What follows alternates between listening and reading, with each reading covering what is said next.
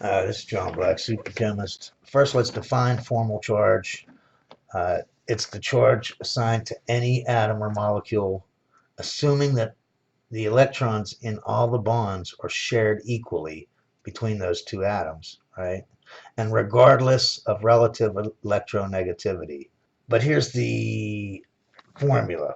Formal charge equals group number minus non-bonding electrons minus bonding electrons divided by 2. First, I'm going to show you how to simplify it into this formula, right? And the only thing I'm changing is right here. Bonding electrons divided by 2. Now, my whole point is this.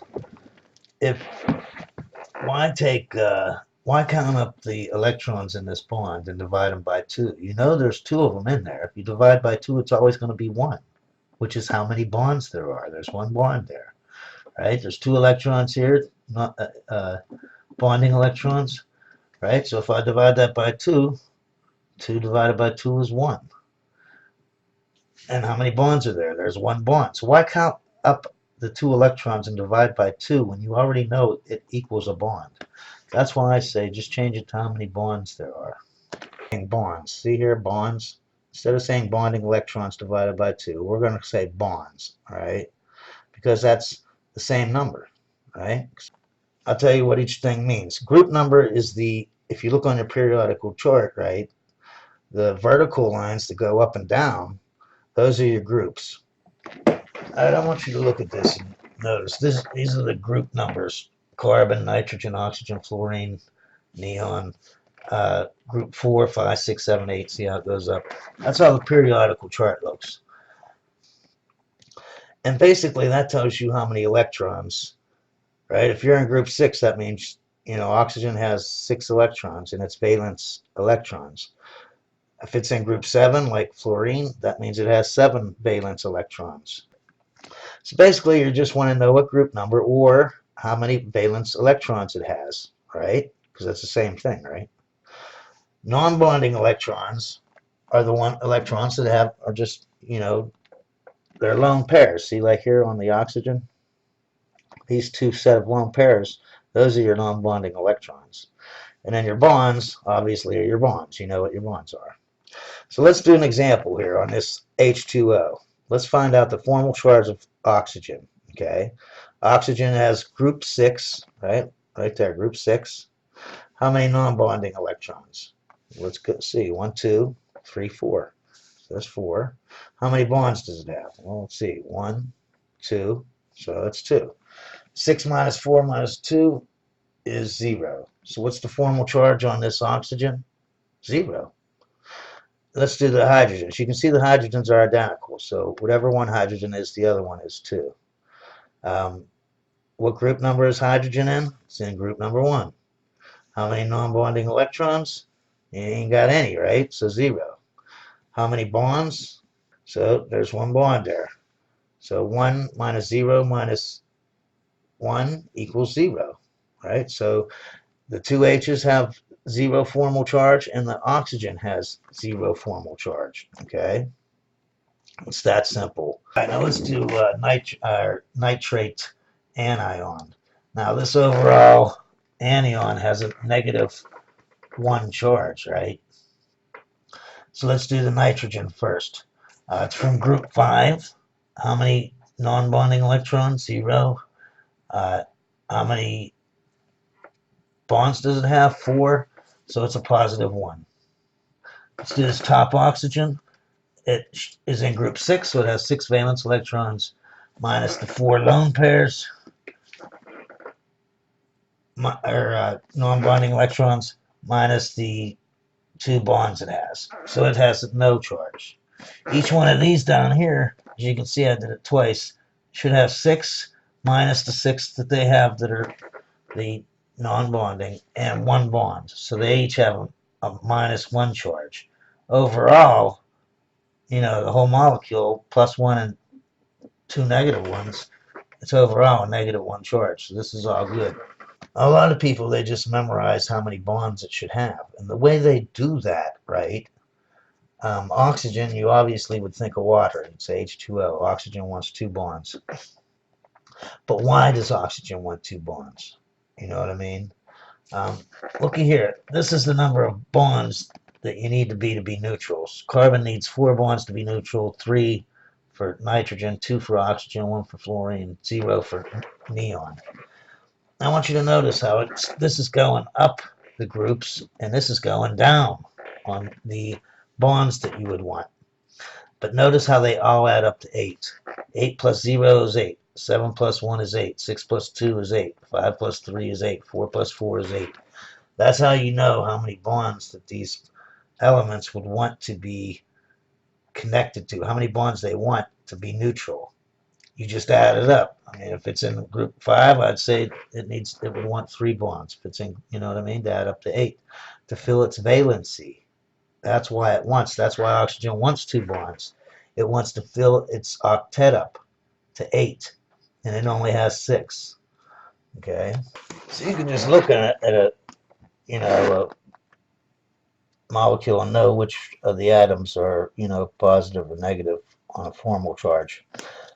If there's an extra bond, it's positive. If there's minus a bond, then it's negative. And let's look at oxygen, water, for an example.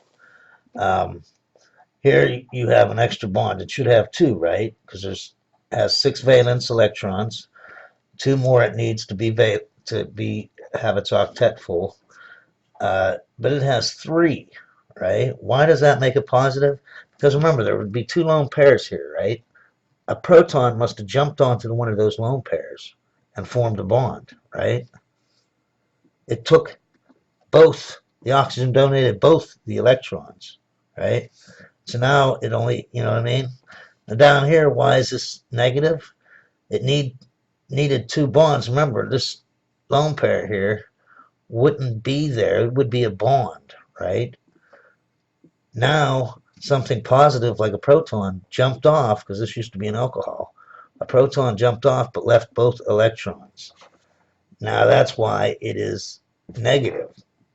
See, it lost something positive here. It's gaining something positive that has no electrons. The proton had no electrons. So the oxygen gave some of his electrons to the hydrogen, making the oxygen positive. Okay? You can use formal charge to figure out whether a structure of a molecule is correct or not. Because the structure chosen is such that the formal charge on each atom is as close to 0 as possible. And I'm going to give you an example. Let's say we're talking about CO2, right? You may know that it has 1 carbon and 2 oxygens, but you may not know how it's linked up. So here are 3 examples of the way it can be, right?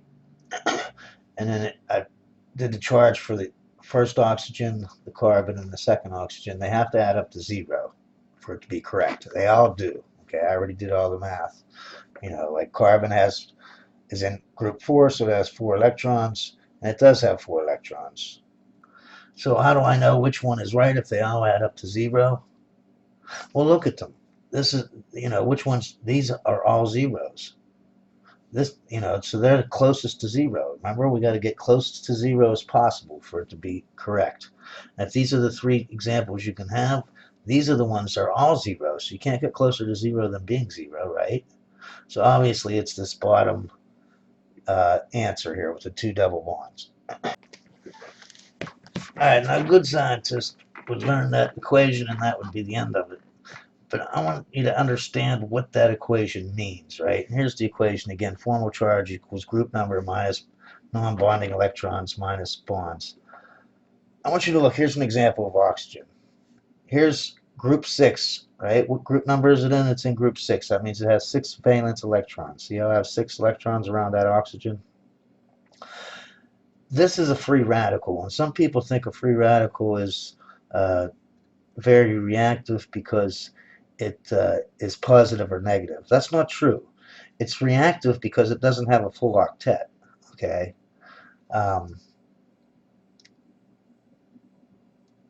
It's actually neutral. Okay. All free radicals are neutral. Okay. It has no charge whatsoever.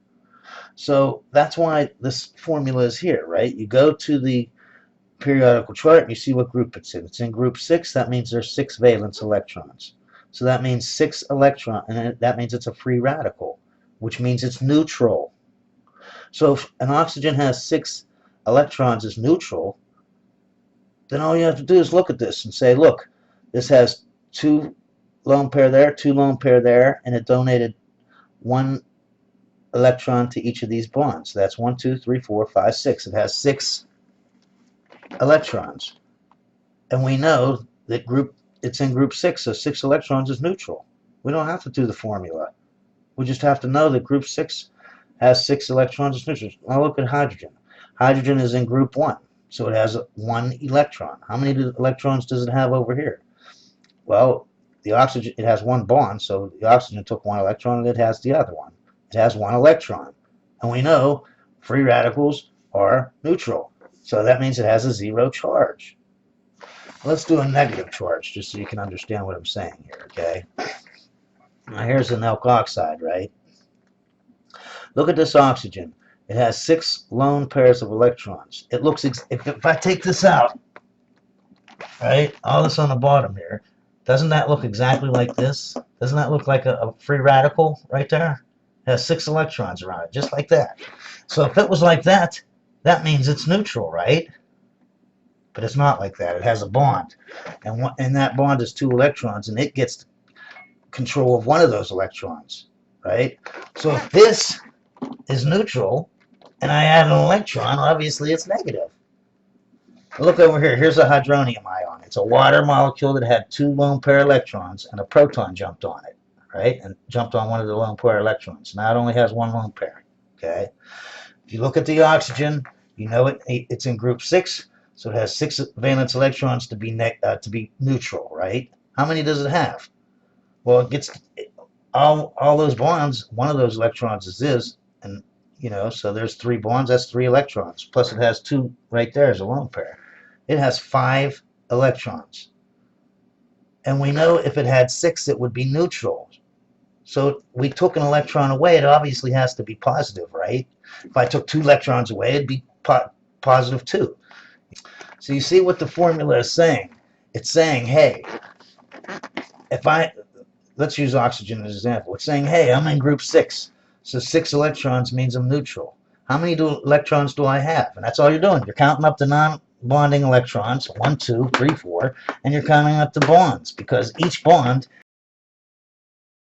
shares 1 of those electrons. So you want to know how many electrons does that oxygen have. It has 1, 2, 3, 4, 5, 6. And you want to know how many electrons it takes to be neutral. It's in group 6, so it needs 6 electrons to be neutral. Same over here. It needs 6 electrons to be neutral. How many does it have? 1, 2, 3, 4, 5, 6, 7. It has 7. 6 is neutral, then obviously 7 is negative. Over here, it needs 6 electrons. 1, 2, 3, plus these 4, 5. It has 5. It has 1 more. It has 1 less electron than it should have to be neutral, so it's positive. That's what the formula means. And that's why you're counting all these electrons or whatever. You're just comparing. You're comparing how many it has when it's neutral to how many it really has. It has 6 to be neutral. How many does it have here? It has 6. It's neutral still. How many does it have here? It has 7, so it's negative. And how many it has here? It has 5, so it's positive. You're comparing how many it has now to how many it has when it's a free radical. That's it. Anyways, you all have a great day. Always remember, science is great.